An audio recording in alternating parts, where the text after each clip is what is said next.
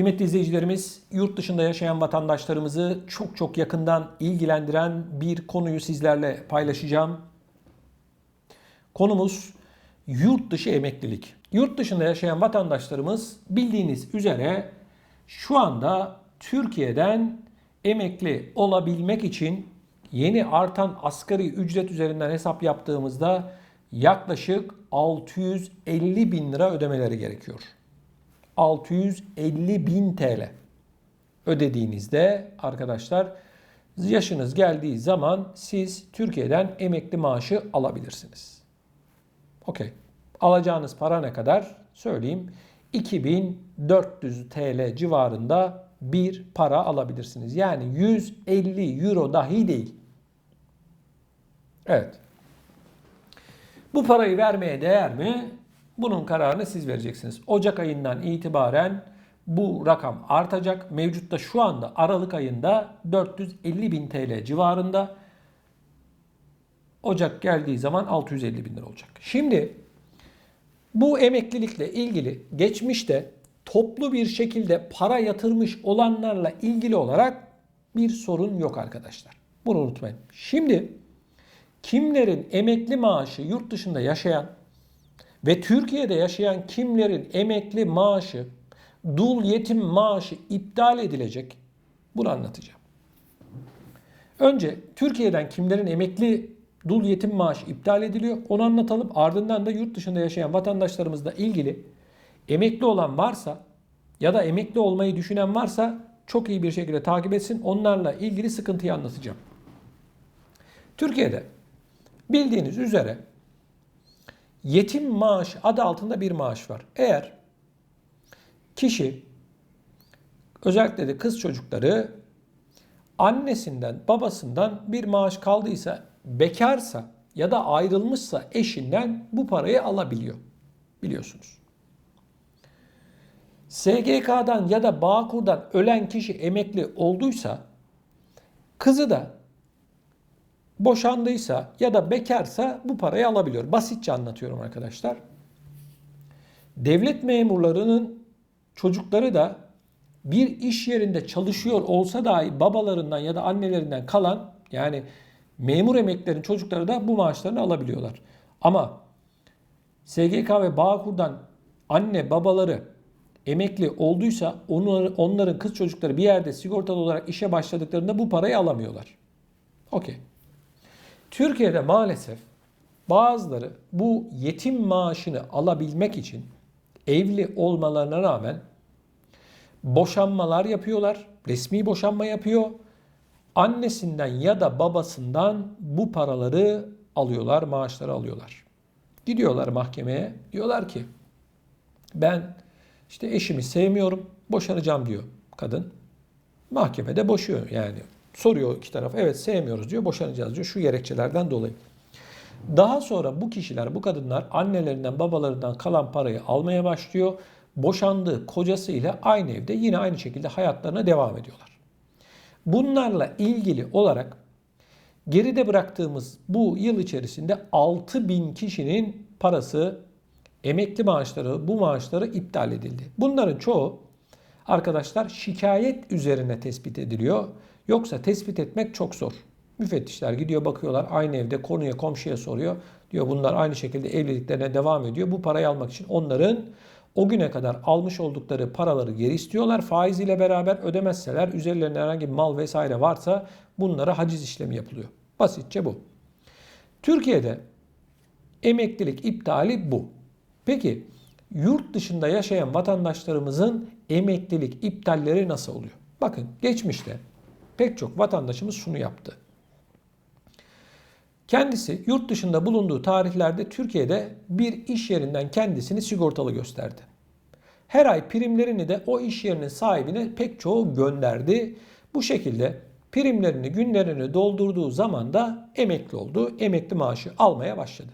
Çok sayıda insan var. Benim de çevremde vardır. Sizin de vardır herhalde. Araştırsak, baksak pek çoğu böyle. Daha sonra arkadaşlar bu insanların Türkiye'de bu tarihlerde bulunmadığı ortaya çıktı. Yani pasaport giriş çıkışlarına bakılıyor. Kendisi Türkiye'de o tarihte değil ama Türkiye'de bir iş yerinde sigortalı görünüyor. Genelde de şöyle ortaya çıkıyor. Bu gurbetçi vatandaşlarımızdan her ay paraları alıyorlar. Birileri bu işi dolandırıcılık olarak yapıyor. Paraları alıyor, devlete ödemiyor o sigorta primini. Türkiye'deki yasalar gereği çalışanın sigorta primini işveren ödemek zorunda devlete. Çalışanın devlete sigorta primi ödemek gibi bir yükümlülüğü yok. Kanunen böyle. Sonra sigortadan bakıyorlar ki ya bir iş yerinde bir sürü kişiyi sigortalı göstermişler. Devlete bir kuruş vergi sigorta primi ödememişler. Ama bir sürü kişiye biz emekli maaşı ödüyoruz diyor. Devlet sonra ortaya çıkartıyor. Bir bakıyor ki gidiyor bir iş yerine, ortada doğru düzgün bir şey yok. 10 metrekare bir yer, 100 tane adam sigortalı gösterilmiş burada. 10 metrekare yerde nasıl oluyor kardeşim? Ve o iş yeri ya da iş yerlerinden emekli maaş alanların durumu şüpheli koda düşüyor ve maaşı kesiliyor ve bu insanlara mektup gönderiliyor. Diyor ki gelin diyor müfettişle görüşeceksiniz deniliyor. Mektup gidiyor, maaşı kesiliyor. Gidenler, SGK'ya gidenler diyorlar ki sen nerede çalıştın? İşte şu tarihte şurada çalıştım diyor. Patronun kim? Kaç para maaş alıyorsun? İş yeri nerede? Elden mi para aldın? Yoksa bankadan mı para yattı diye müfettiş sorular soruyor. Ve akabinde de bu kişinin o tarihlerde zaten pasaport giriş çıkışları belli. Türkiye'de olmadığı anlaşılıyor. Maaşı kesiliyor. O güne kadar almış olduğu tüm emekli maaşı da faiz ile beraber kendisinden geriye isteniyor. Ödemek zorunda. Ödemezse malına haciz geliyor. Değerli izleyicilerimiz, benim size önerim şu. Sakın ola ki Türkiye'de bulunmadığınız tarihlerde kendinizi bir yerlerden sigortalı göstermeyin. İleride geç de olsa bunlar ortaya çıkıyor. Devletin eksikliği şu arkadaşlar. Bu vatandaş sigortalıyken sen neredeydin? Emekli olurken neredeydin? Yıllarca emekli maaşı verdin. Neredeydin? Öyle değil mi? Soruyorum ben. Neredeydin? Yani adam emekli olmuş, yıllarca maaş almış, 5-6 yıl sonra sen mektup gönderiyorsun, adamın maaşını kesiyorsun. Ya da kadının maaşını kesiyorsun. Şimdi bu işin çözümü şu arkadaşlar. Bakın. Olan oldu.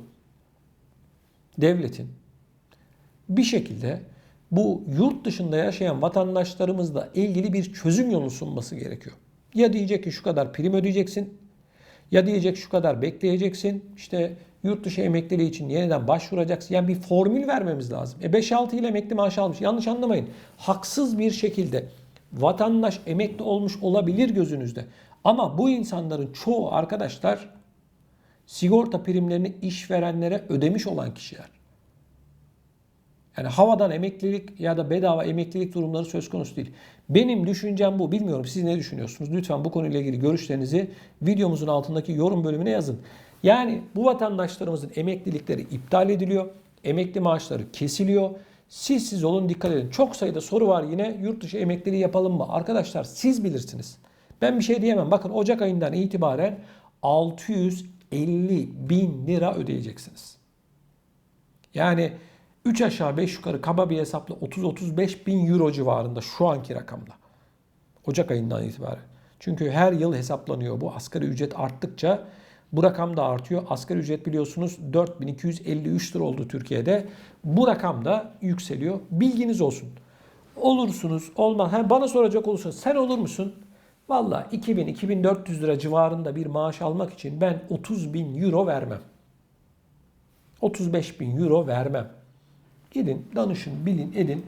Yani Türkiye'de yurt dışı emekliliği kaldırılmadı ama zorlaştırıldı. Çünkü yani Sosyal Güvenlik Kurumu'nun ciddi anlamda milyonlarca emekli var. 11,5 milyon emekli var arkadaşlar Türkiye'de. Ağır bir yük. Yani geçmişe baktığınız zaman arkadaşlar yurt dışında yaşayanlara gerçekten büyük bir haktı bana soracak olursanız. 2019 yılının Ekim ayına kadar 60 bin TL civarında vatandaş para ödediğinde emekli oluyordu. Bu rakam arttırıldı, kanun değişti. Daha önce 5500 gün borçlanıyordu. Şimdi 9000 gün ve Bağkur'dan borçlanacak. Daha önce SSK'dan borçlanıyordu. Daha yüksek para alıyordu. Yani 2500 lira civarında bir para alacaksınız. Yani karar sizin. İnanın ben olun ya da olmayın demem ama ben kendim için söylüyorum. Ben bu kadar para ödemem. Yani 30-35 bin euro öde. 2000-2500 lira yani 150 bin euro bile değil para al. Bilmiyorum siz ne düşünüyorsunuz? Tabii ki olanlar olacaktır. Saygı duyuyorum. Olmayana da saygı duyuyorum. Bu konuyla ilgili görüşlerinizi lütfen videonun altındaki yorum bölümüne yapın. gündeme getirilmesini istediğiniz konular varsa bunları da lütfen yine videomuzun altındaki yorum bölümüne yazarak ya da kanalımızın sosyal medya hesaplarından bize ulaşarak iletebilirsiniz. Sizlerden bir tek ricam var. Daha fazla insana ulaşabilmemiz için mutlaka videolarımızı beğenmenizi, like atmanızı ve kanalımıza da mutlaka abone olmanızı rica ediyorum.